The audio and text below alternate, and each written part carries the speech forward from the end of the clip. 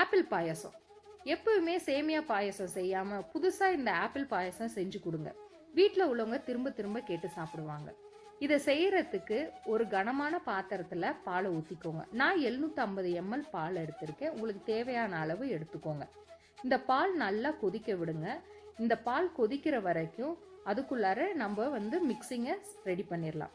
ஒரு பேன்ல நெய் ஊற்றி இந்த நெய் உருகுனதுக்கு அப்புறம் முந்திரி, பாதாம், உலர்ந்த திராட்சையை சேர்த்து நல்லா பொன்னிறமாக வறுத்துக்கோங்க.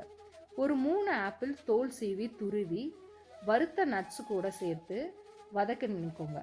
125 கிராம் சர்க்கரை சேர்த்து ஆப்பிள் கூட நல்லா கலக்கி வேக வச்சுக்கோங்க. அது கூடவே ஏலக்காய் தூளையும் சேர்த்து நல்லா கிளறிக்கோங்க.